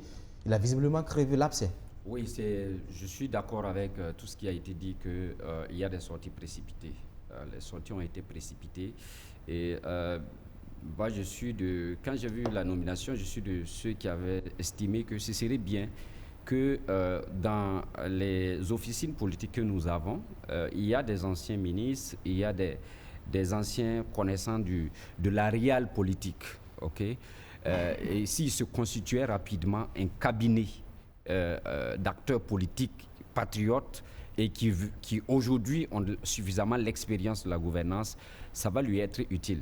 Et c'est ce qui nous a manqué dans beaucoup de structures aujourd'hui, où vous avez des gens aujourd'hui qui sont à la retraite, mais qui disposent aujourd'hui de l'expérience pour justement encadrer ceux qui viennent nouvellement aux fonctions. Ça aide souvent à avoir une certaine posture. Et comme il l'a dit, mon frère d'en face l'a dit tout à l'heure, il y a une différence entre justement Presse Éco et puis le premier ministère, parce qu'il faut savoir choisir les mots, et nous sommes dans un contexte assez spécifique. Vous vous rappelez qu'en 2008, avec la grève de la vie chère, moi je disais à quelqu'un que chaque gouvernement est venu et il y a une priorité des Burkinabés qui l'a chassé. Blaise Compaoré était chassé par la vie chère. Et aujourd'hui, même le président Roch, c'est la question sécurité. Aujourd'hui, la priorité des priorités pour les Burkinabés, ce n'est pas la question donc, du carburant, etc., mais c'est la question de la sécurité. Maintenant, pour ce qui est des OSC qu'il a qualifié de Vuvuzela, je pense aussi que selon certains recoupements d'informations, c'est une catégorie d'OSC justement qui avait justement au temps du MPSR 1 justement était dans cette dynamique de Vuvuzela. Mais maintenant même du MPP. Voilà même du MPP. Mais maintenant je pense que aujourd'hui on a besoin des forces vives, on a besoin du peuple. Maintenant le peuple ne doit pas être confondu à quelques individus qui ont créé des OSC dont le siège est dans la sacoche et qui tourne et à chaque gouvernement qui vient, on essaie de rentrer dans les bureaux pour demander de l'argent pour organiser des conférences de presse, souvent avec 3 membres ou 4 membres. Aujourd'hui, on a besoin que la jeunesse, mais également les différents acteurs de notre peuple se mobilisent, mais de façon organisée, pour justement soutenir, s'il le faut, cette gouvernance-là. Donc je pense que de façon globale, son message à ce niveau-là n'a pas été compris par beaucoup de gens, parce que ceux justement qui sont partis certainement demander l'argent-là ont commencé par les réseaux sociaux à saper toute la communication autour pour dire que non, c'est la rue qui vous a envoyé au pouvoir, voilà, aujourd'hui vous êtes contre la rue, alors qu'il a précisé justement la différence entre la rue et justement donc le peuple. D'accord. Professeur, sur cette question des OSC. Oui, vous avez dit tantôt que le Premier ministre a percé l'abcès, a crevé l'abcès. Non, pour moi, il n'a pas crevé l'abcès. Venant d'un Premier ministre? Non, il n'a pas crevé l'abcès, parce que cette situation est le fait de qui? C'est le fait des politiques. Ces OSC alimentaires ont été créés par qui et alimentés par qui? Par les politiques. Donc, on ne peut pas se prévaloir de ses propres turpitudes. Donc, mais KLM n'est pas politique. Je dis ça vient des politiques. Vous ne pouvez pas dire aujourd'hui KLM n'est pas politique. En tout cas, avant sa nomination, on n'a pas Aujourd'hui, il est politique. On ne peut pas être Premier ministre sans être politique. Ce n'est pas possible. Ce n'est pas possible. Donc, on ne dirige pas un État sans être politique. Donc, en la matière, moi, je suis tout à fait content qu'il ait tenu ce type de discours. J'espère simplement que ce type de discours va tenir la route. Parce que rapidement, on va dégager des fonds pour aider des associations fictives, fantoches, alors que les vrais OSC sont là, mais on ne les voit pas. On leur crée même la vie dure. On a vu avec le MPSR 1, on a tout fait pour mettre les vrais OSC de côté. On a travaillé dans l'exclusion. Donc, je dis quelque part, quand vous voyez cette OSC alimentaire, c'est comme ça nous les appelons, c'est le fait des politiques. Parce qu'ils vivent au crochet des politiques. Alors, Moussa? Oui, c'est vrai que après tout ce qui a été dit, c'est-à-dire on est arrivé à cette situation parce que le politique a utilisé les OSC comme des outils. Et évidemment, on arrive à une situation, parce que même l'arrivée du capitaine, il faut avoir le courage de le dire, aux premières heures, on a vu des OSC lancer des appels pour que les gens sortent, etc. Donc, les OSC ont toujours été utilisés par le politique. Et quand je parle politique, c'est tous ceux qui ont l'exercice du pouvoir, mettant leur origine militaire, civile, ça c'est autre chose. Mais à partir du moment où on a les ambitions politiques, voilà. Bon, moi je suis d'accord avec lui qu'il faut arrêter, parce que franchement dit, j'ai de la peine quand je vois souvent des jeunes qui font du militantisme dans les OSC leur travail de tous les jours. Moi, ce que je souhaiterais, on a vu comment ces OSC-là ont mobilisé les gens pour sortir. Ce que je souhaiterais, c'est de voir que ces OSC-là, et que, puisque on sait, Maître Kelem... Beaucoup estiment que le pouvoir dont est membre, on va dire Maître Kelem, a bénéficié mais justement, de cette manipulation, de cette mobilisation. J'en venais, justement, puisque j'arrache le mot bénéficier de votre bouche, justement. Ce que moi je souhaiterais, c'est que ceux qui ont bénéficié de ça puissent mobiliser ces mêmes OSC pour les enrôler. Parce qu'on a vu qu'il y a des problèmes d'enrôlement. J'ai vu un élément de BF1 passer hier ou avant-hier, où à telle époque les autorités ont été obligées de reporter la date limite, parce que les gens ne s'enrôlent pas. Et je suis surpris de voir ces milliers et des milliers de jeunes assortis scandés Traoré ou rien, à tel point qu'ils ont pris les assises en otage, obligeant la présidente des assises à sauter les articles pour rapidement déclarer Traoré président. Et quand on dit allez-y défendre la nation, tout le monde est dans son grain à la maison. Non, mais ça a une autre explication. Non, je ne sais pas. Moi, je ne suis pas dans les secrets des dieux. Je crois que dans le fond des débats, on va en parler. Voilà, je constate. Non, je constate la mobilisation des jeunes. J'aurais voulu avoir cet engouement-là pour que les jeunes aillent. Sur le plateau ici, j'avais posé une question. Les jeunes sont-ils sortis ou ils ont été sortis? Voilà. Si les jeunes sont sortis d'eux-mêmes, je ne comprends pas pourquoi, après avoir mis celui qui veut au pouvoir et que ce dernier leur dit « enrôlez-vous » et qu'ils ne s'enrôlent pas. S'ils ont été sortis, alors ceux qui les ont sortis, pour qu'ils se taisent, pour qu'ils ne mobilisent pas les mêmes efforts. Parce que moi, j'étais là, je regardais les jeunes. Et je sais les efforts qui ont été faits, financiers, je veux dire. Les efforts financiers qui ont été faits. Tous ces jeunes qui avaient le carburant, la nourriture, ils mangeaient 3 repas par jour, et ils ne rentraient plus chez eux, quelqu'un a dû payer. Celui qui a fait ça, pourquoi il n'utilise pas les mêmes moyens pour envoyer ces jeunes-là? Moi, c'est des questions que je me pose. Je ne suis pas dans le secret de Dieu pour savoir quelles sont les choses, mais je regarde la chose et je dis il y a une contradiction entre la mobilisation des jeunes pour mettre un président qui voulait au pouvoir. Et quand ce même président appelle à la mobilisation pour aller sur le front, il n'y a plus d'engouement. Je me dis, il y a un problème. Peut-être que vous pourrez m'expliquer réellement ce qui se passe. Non, pour ce qui est par exemple de l'engouement des jeunes pour aller s'enrôler au niveau des VDP, il faut repartir dans un passé récent. Vous savez que juste après la mort de Lagui Yoro, si vous vous rappelez, du côté de Waiguya, beaucoup de VDP qui travaillaient dans des conditions difficiles avaient souligné le fait qu'ils voulaient déposer les armes parce que justement le minimum même pour pouvoir travailler était compliqué. Donc il y a d'abord un problème structurel. Ça c'est une analyse que je fais. Je n'ai pas des informations beaucoup plus trucs. Mais quand on échange avec les gens, aussi bien dans les provinces, l'information qui revient, c'est qu'il y avait même la question de la sincérité dans le cadre de la lutte qui posait d'abord un premier problème.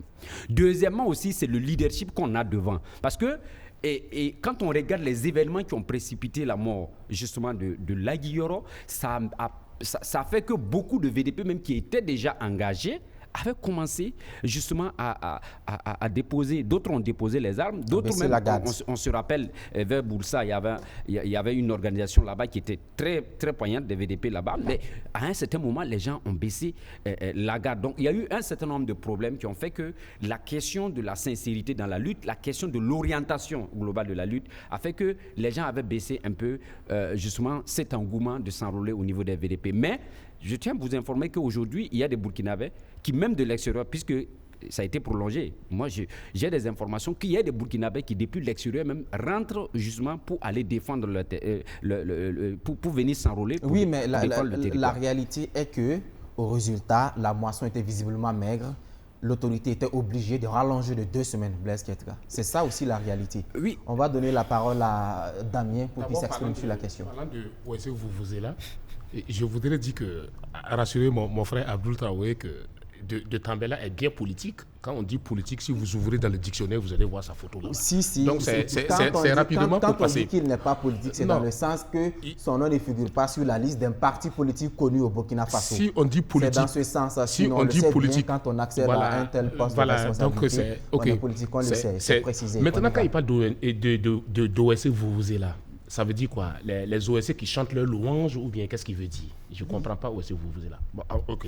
À supposer qu'aujourd'hui, je crée une OSC et je leur prouve par A plus B à travers un document que si vous me donnez un tel montant, moi je vous mobilise 10 000 jeunes sur le front en tant que VDP. Il va financer ou bien il ne va pas financer? De quel droit va-t-il refuser de financer ça? Donc ce qu'il dit n'engage que lui, c'est des histoires. Non, il y a des VDP, ils n'ont pas le choix qu'ils vont financer parce qu'ils font œuvre d'utilité publique. Et qui sont des ONG. Il fait le distinguo. Hein? Oui. Vuvuzela, c'est quoi? Il fait le distinguo entre ces ONG de développement, ces OSC utiles et ces OSC... Donc, bon, si ces OSC utiles ne sont pas des OSC Vuvuzela, voilà pourquoi j'ai demandé Vuvuzela, c'est quoi? Vuvuzela, si c'est chanter le louange du pouvoir et apporter ce projet, je suis bien une ONG Vuvuzela. Je vais préciser ça sur mon dossier. Non, il parle précisément de ceux qui viennent demander de l'argent pour marcher, pour soutenir le capitaine Ibrahim Traoré. D'accord. Donc, dans ce sens, on se comprend. Maintenant, pour parler de ce qu'on a, on a chuté dans le recrutement des VDP. Oui. Alors, moi, je veux vous dire, en 83-84, la guerre de Noël contre le Mali. Et moi, personnellement, j'étais au CE2. Mais les CDR nous ont chassés parce que nous, on voulait aller au front. On ne partait pas au front pour mourir. On partait au front parce qu'on a appris que Sankara a sauté avec un navire et est parti bombarder le Mali. On dit, si notre président a fait ça, et il nous appelle à la guerre, nous aussi on veut aller au front. On était au CE2.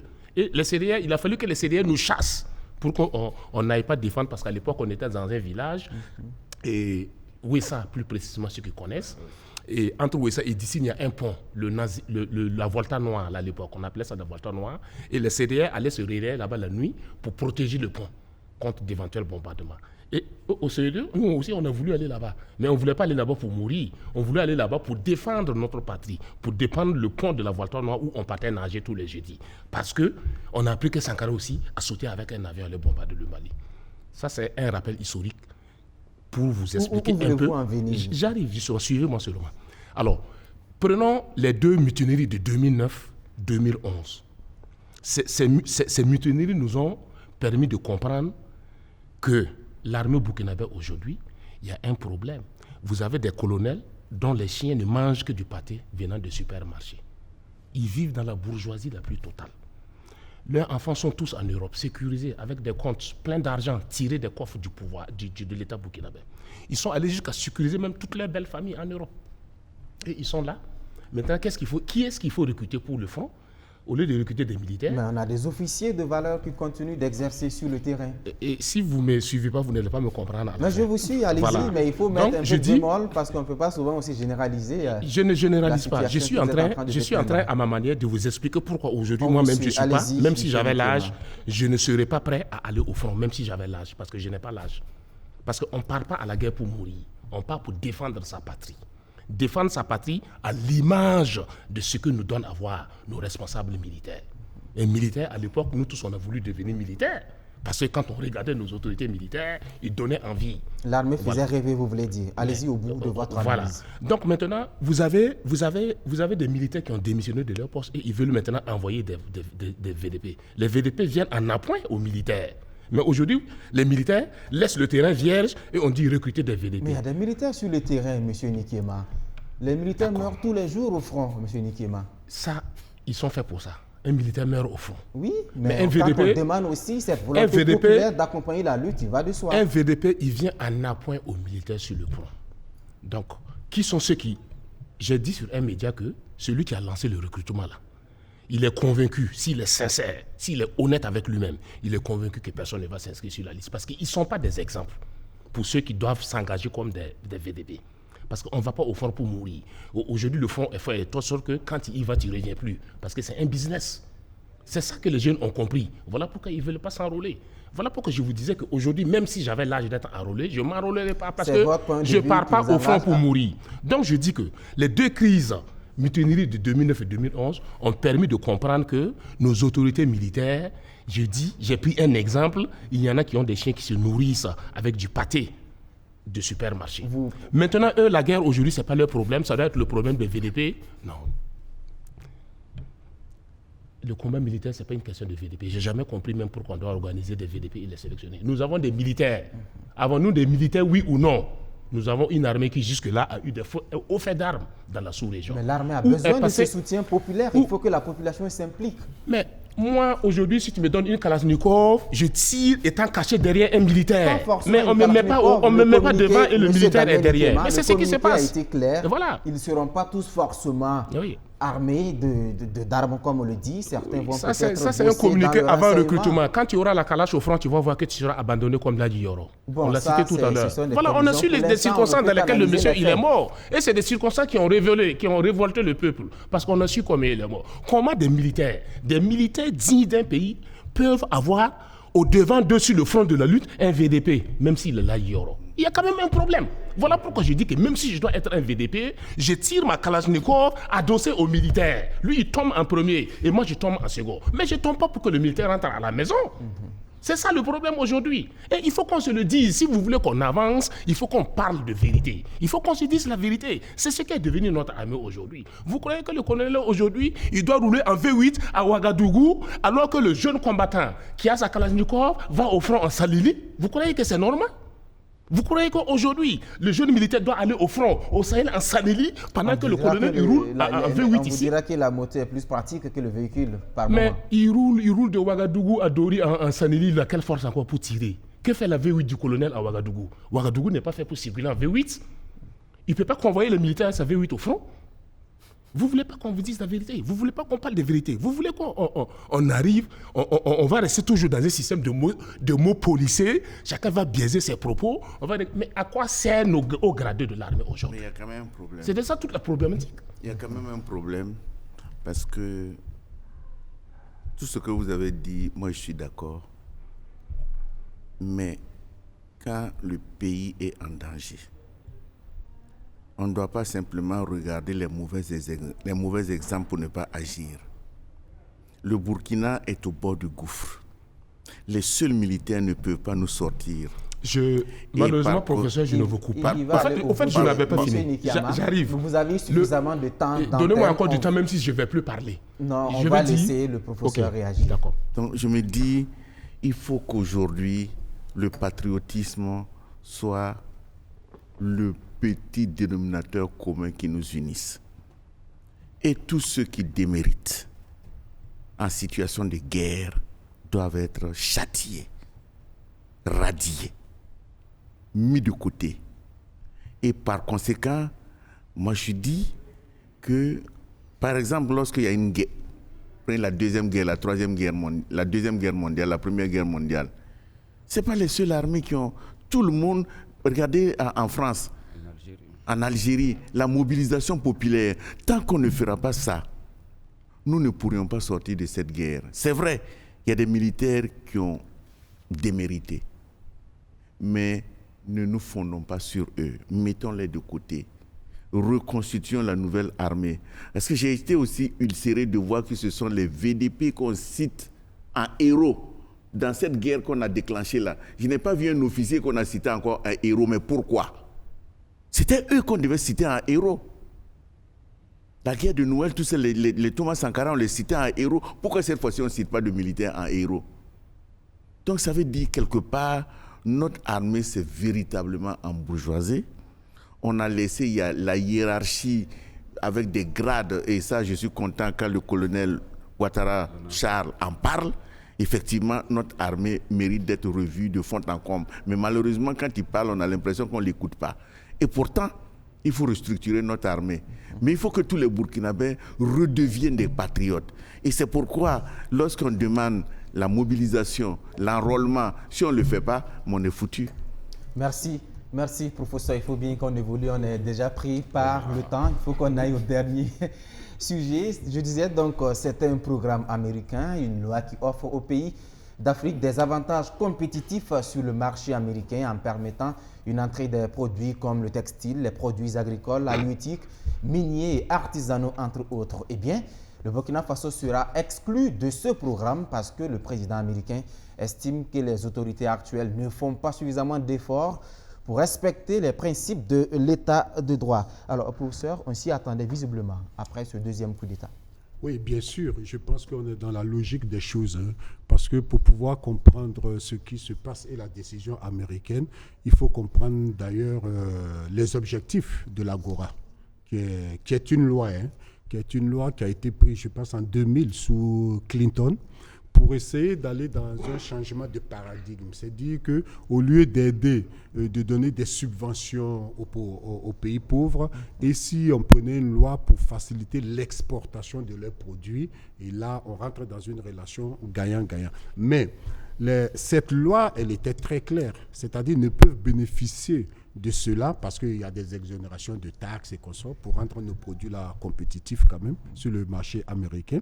C'est que ces produits viennent d'États respectueux des droits de l'homme, d'États démocratiques. Ça, c'est ce que la loi dit. La loi dit. Et ça, c'est dans une loi américaine, la loi le dit. Donc, à partir du moment où un pays bénéficiaire des avantages de cette loi-là sort du cadre légal constitutionnel, n'est plus un État de droit, n'est plus un État démocratique, il perd ses avantages. Voici ce que la loi dit. Donc, la décision du président américain de retirer le Burkina Faso, je trouve que c'est logique. Ça, c'est normal. Maintenant, au lieu de pleurer sur notre sort, c'est essayer de voir qu'est-ce qu'on fait. Parce que ça veut dire que quelque part, nous sommes dans une relation internationale ou commerciale déséquilibrée. Donc, tirons leçon de ça et voyons qu'est-ce qu'on peut faire pour combler le manque à gagner. Damien, quel peut être l'impact de cette exclusion du programme AGOA? Bon, déjà, c'est de savoir qu'est-ce qu'on peut bien exporter dans les conditions actuelles, puisque rien ne bouge. Vous êtes d'accord avec moi? Du fait du terrorisme, rien ne bouge. Et puis bon, même si on devait exporter, ça, on ne peut plus circuler. On ne peut plus circuler, on ne peut plus commercer, aussi bien en interne qu'en externe. Donc je dis, bon, c'est pas la fin du monde. On entendra que le Burkina Faso s'engage dans les conditions telles que définies par les Américains avant de pouvoir revenir, parce que dès que l'état de droit est rétabli, automatiquement ils vont nous intégrer.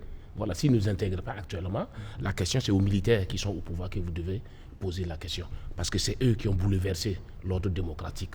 Voilà pourquoi d'ailleurs je dis, il faut que ces militaires comprennent que leur place c'est dans les casernes et sur les fronts, et non là où ils sont, parce que ça aussi ça a des conséquences, et c'est l'une des conséquences visibles.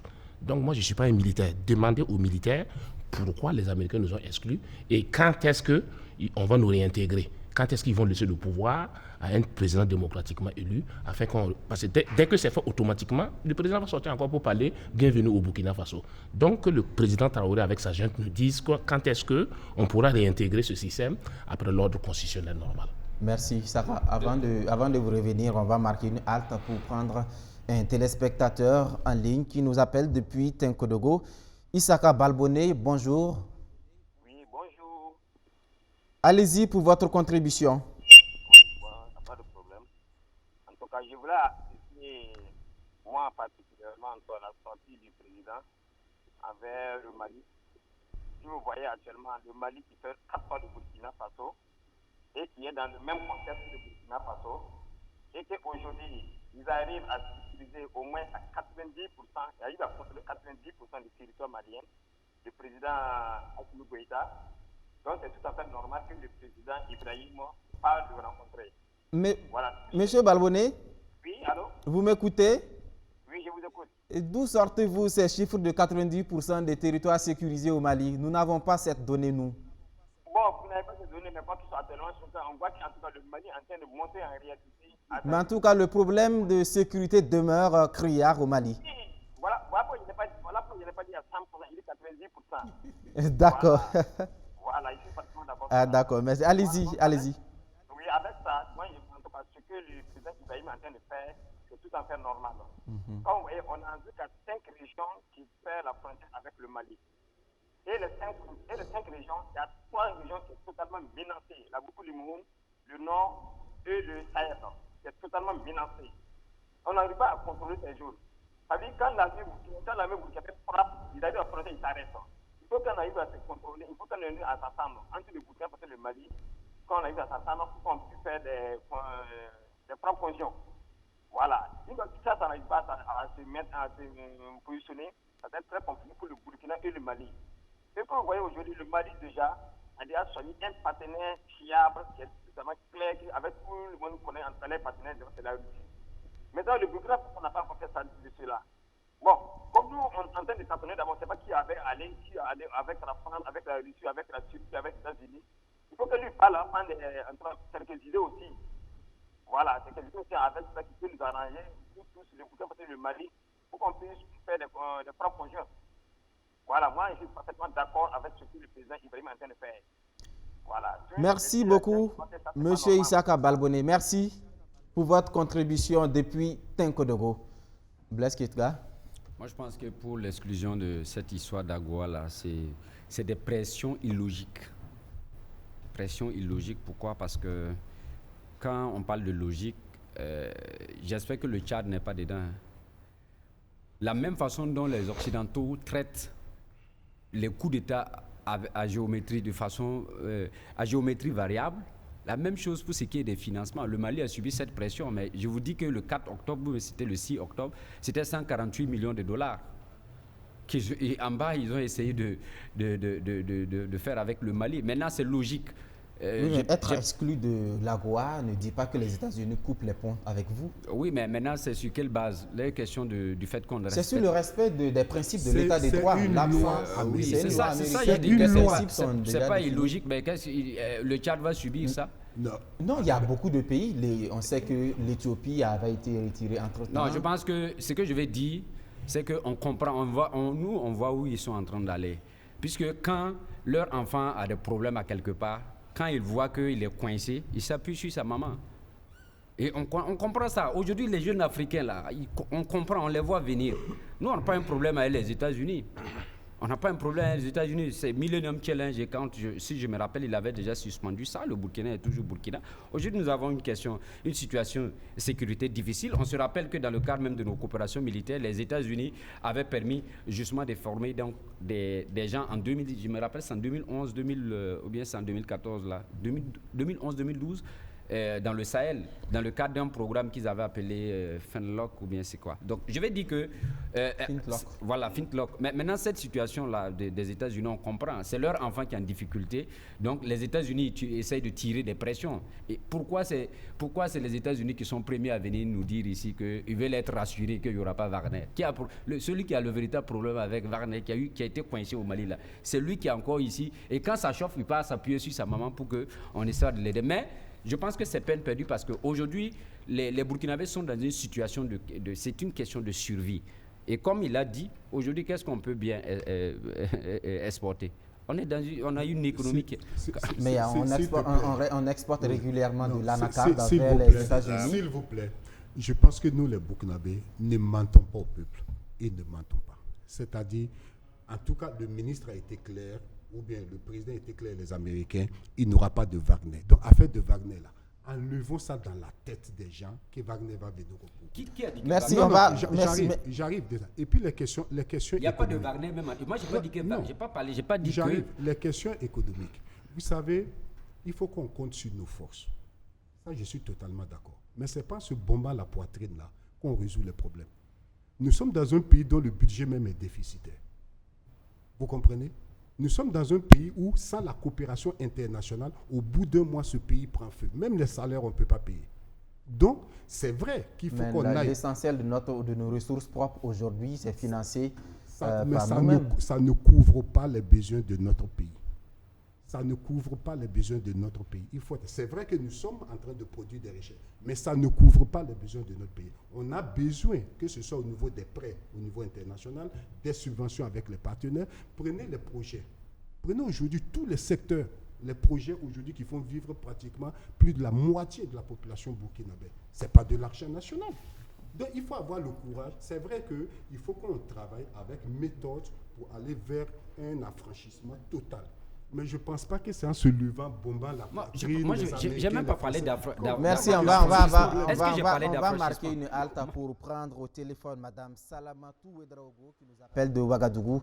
Bonjour Madame Ouedraogo. Oui, bonjour tout le monde. Bonjour Madame. Donc, allez-y pour votre contribution. Avant d'aborder mon sujet, je voudrais dire à M. Sawadogo que nous avons les ressources et les moyens de notre politique. Si nous récupérons toutes nos mines volées par les Occidentaux, on pourra payer 2-3 fois les salaires qu'on paie à l'heure actuelle. Donc, mon sujet, c'est la visite du président Traoré au Mali. Il a bien fait de partir au Mali. Comme l'a souligné le professeur, nous étions une base arrière des terroristes qui attaquaient le Mali et le Niger. Donc, il est temps maintenant que les gens sachent que nous sommes maintenant de bonnes personnes. Parce que c'est à force d'avoir hébergé les terroristes, nous sommes devenus le ventre mou maintenant.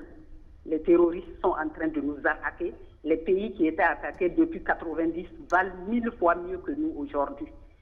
Et même les casques bleus que nous envoyons au Mali, ils sont revenus dire qu'eux, ils n'étaient pas là-bas pour la paix.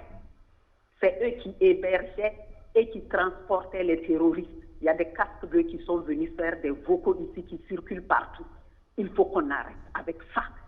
Et le président Traoré, que j'ai vu le 2 octobre au Mali, il a su donner confiance au président Goïta. Comme vous l'avez dit, les masques et les gants étaient tombés. Et on sentait que ces deux jeunes-là s'entretenaient honnêtement entre eux. Madame Ouedraogo, oui. Mais son prédécesseur, qui l'a qualifié d'incompétent, s'est rendu également au Mali. On n'a pas forcément vu le résultat. Mais on n'a pas vu les masques tomber. Goïta était resté distant, monsieur le journaliste. Et Goïta savait que Damiba était un pion de la France. Moi-même, c'est vous qui le dites, madame. Je savais que Goïta, que Damiba était un pion de la France. C'est votre point de vue. Sur des ondes. Donc, c'est avec tout ça qu'on veut terminer. Et je veux vous préciser que le président Traoré, quand il a été interviewé par un faucon de l'Élysée qui s'improvise journaliste quand il veut interviewer le chef d'État africain, Christophe Babouye, il a dit « Nous allons revoir certaines coopérations militaires. Il est temps qu'il revoie les coopérations militaires avec la France. » On ne dit pas que Barkhane va venir ici, mais on dit simplement que les espions qui sont tapis à Cambouensé et à la base aérienne comme force spéciale française doivent quitter illico presto le Burkina pour qu'on puisse s'associer avec le Mali, récupérer notre intégrité, notre souveraineté, nos ressources minières et vivre comme Dieu a prévu pour nous. Nous sommes des pays riches. Pourquoi être les plus misérables dans ce monde? Il est temps que ça s'arrête. Et nous sommes sur la bonne voie. Nous, population, nous devons supporter le capitaine Traoré. S'il a notre soutien, et à condition qu'il soit honnête avec nous. Parce qu'on ne peut pas le soutenir pendant que lui aussi, quelquefois, il est dans le flou. Tout cela, ça va finir. Je vous remercie. Merci beaucoup, Madame Salamatou Ouedraogo, pour votre contribution. Professeur, sur les impacts de cette exclusion du programme AGOA? C'est de bonne guerre. Vous savez, dans les relations internationales, il n'y a pas d'amitié sans contrepartie, il n'y a pas de faveur sans contrepartie. Donc, quelque part, à bien y regarder, cette opération de l'AGOA est une manière de bien tenir à carreau un certain nombre de pays fragiles. Et moi, je m'étonne que pendant que le pays vivait sous l'hydre terroriste et balbutiait, les États-Unis n'aient pas éprouvé le besoin de nous fournir 100 drones, de nous fournir un satellite qui va nous permettre de savoir un peu ce que les terroristes font sur nos routes. Mais maintenant, quand Est-ce qu'on a fait la demande? À Morée, on dit ce que les yeux voient, on n'a pas besoin d'aller demander aux devins. Pourquoi vous voulez que les États-Unis les donnent ça? Pourquoi? Pourquoi vous voulez que les États-Unis... Mais pourquoi ils sont préoccupés par notre démocratie? Non, les États-Unis... Pourquoi? C'est une loi qui est prévue. La loi, c'est une loi avec ses principes. Dès lors que vous ne respectez plus les principes... Mais c'est une loi qui vient s'ingérer dans d'autres pays. Ce n'est pas une loi en direction simplement des États-Unis. Mais c'est les États qui l'ont voulu. On adhère à AGOA. On n'est pas d'office membre parce que les États-Unis le veulent. C'est des gens qui souhaitent intégrer l'AGOA. Faites-nous croire que nous sommes tous sur le même pied d'égalité sur cette planète. Que les États-Unis et puis le Burkina, sont à égalité de droit, d'accord, mais pas de fait. Ni militaire, ni financier, ni politique. Donc ce sont des superpuissances qui, à travers leurs lois, leurs institutions, nous en imposent. Pourquoi nous n'avons pas de loi de réciprocité? Bonne question. Pourquoi? La faute à qui alors? Mais la faute à notre faiblesse. La faute à notre faiblesse et à notre éparpillement. Donc je dis quelque part, tout à l'heure, quand on disait que le Burkina n'est pas pauvre, le Burkina même est trop riche, très riche. Mais cette richesse profite à qui? Pas au Burkinabé. Ou du moins à hauteur de 10%. Qui revient au Burkina. Voilà, oui, qu'est-ce que tu veux faire avec 10% quand 90% partent ailleurs? Et puis, toujours concernant la gestion de notre pays, la situation de Inata, jusqu'à aujourd'hui, l'armée n'a pas fait le point. Et vous voulez, on rentre toujours dans les questions d'enrôlement, vous voulez qu'on ait confiance en notre armée. Quand notre armée a des dossiers sales qu'il ne veut pas mettre au goût du jour, le rapport d'Inata est où? Ça fait combien de mois? Personne n'en parle. Gasquiné. Mais attends, il y a un problème. L'armée, on peut pas donner un chèque en blanc à l'armée au regard de tout ce que l'armée a comme cadavre dans ses placards. Merci. Professeur, on va prendre le dernier téléspectateur avant de revenir. Monsieur Seydou Ouedraogo nous appelle depuis Ouagadougou. Bonjour, Monsieur Ouedraogo. Oui, bonjour, Monsieur Traoré. Bonjour, allez-y pour votre contribution. À l'ensemble des invités. Allô? Oui, allô, on vous écoute, allez-y. Ok, merci. Je suis ravi c'est une parenthèse, de voir M. Nikema sur le plateau. J'espère que ça va continuer. Quand bien même que, quelque part, j'aurais souhaité que, ça c'est lorsqu'il évoquait le cas des VDP, qui n'allait pas s'enrôler. Non. Je crois que ça ne devait pas être dit sur les antennes. Si c'était hors antenne, oui, le développement qu'il allait faire, en tout cas, ça c'est juste, mais bon, je me disais que ça devait être dans un autre cadre, quoi. Voilà. Maintenant, venons juste avant d'arriver au sujet, je dirais que ce n'est pas l'extérieur, ce n'est pas les partenaires, ce n'est pas les autres pays qui payent notre salaire. C'est notre pays qui paye les salaires des fonctionnaires. Ce n'est pas j'allais dire les institutions internationales ou d'autres pays partenaires. Ce n'est pas, c'est nous qui payons. Maintenant, venons au sujet. C'est par rapport aux déclarations, à la revue de presse de RFI. Non, je voulais dire à M. Moussa que, oui, lui, il a été choqué dans les premiers moments. Voilà. Mais je voulais simplement ajouter que tous les Burkinabés ont autant été choqués comme lui. Mais tous les Burkinabés ne sont pas aussi intellectuels pour réagir en prenant un recul. Si vous vous rappelez, au Rwanda, ce qui s'est passé au génocide, là, on avait la radio Mille Collines. Mais c'est le même type de propos qui allume le feu. Je vais encore rappeler que lors de la guerre entre la Séléka et puis les anti-Balaka, ceux qui ont suivi RFI à l'époque, les premiers moments, ils ont indiqué que oui, les musulmans ont tué des chrétiens. Le lendemain, sur cette même chaîne, a été annoncé que les chrétiens ont tué des musulmans. Mais quand vous tenez des propos comme ça, qu'est-ce qu'il reste?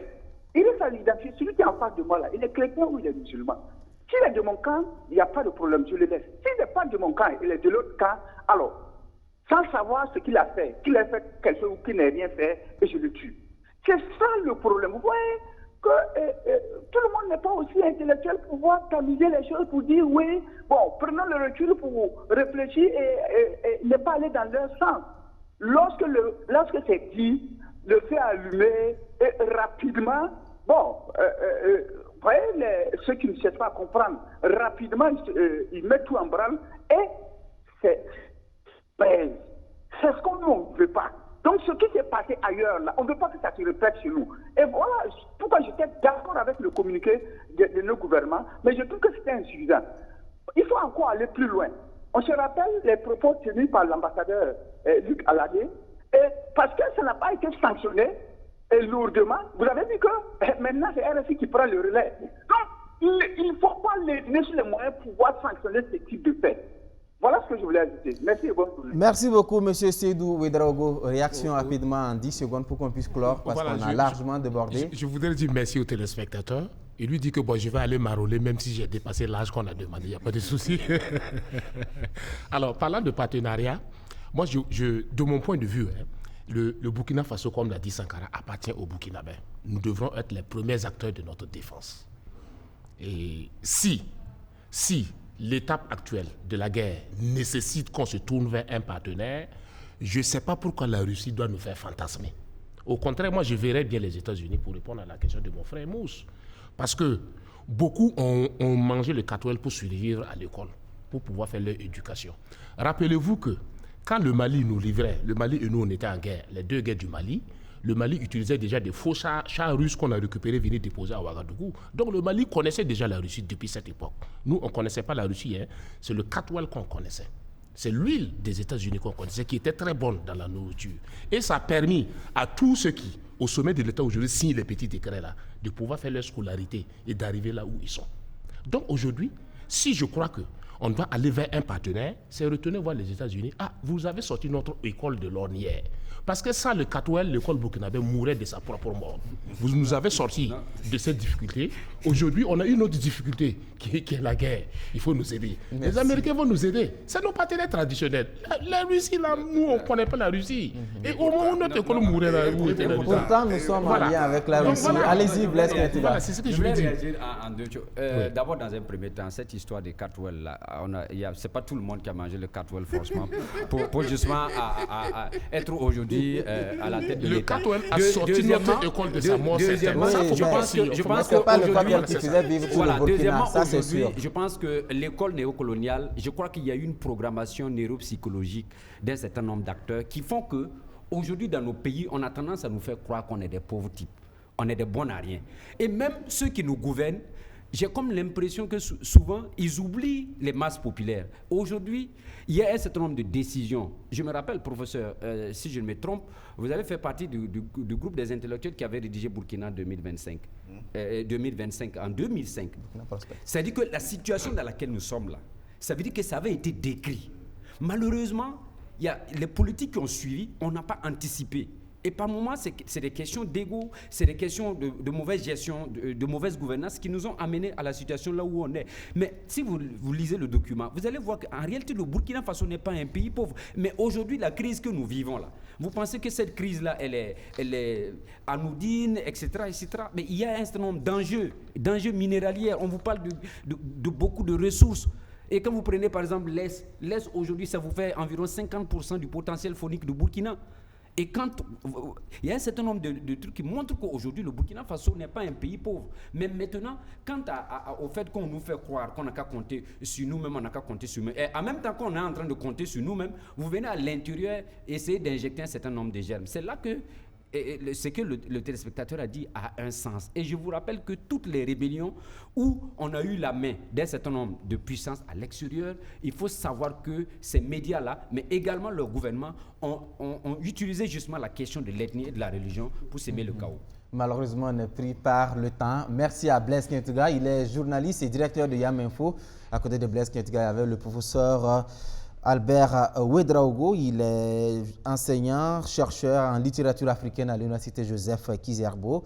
En face, il y avait Damien Nikiema, il est journaliste freelance, il est communicateur et analyste politique. Puis Moussa Savadogo, consultant média, journaliste également, enseignant dans les écoles de journalisme. Mesdames et messieurs, c'est tout pour aujourd'hui. Fin donc de ce numéro de Presse Éco. Merci de votre fidélité. On se retrouve le dimanche prochain, si Dieu le veut. Au revoir.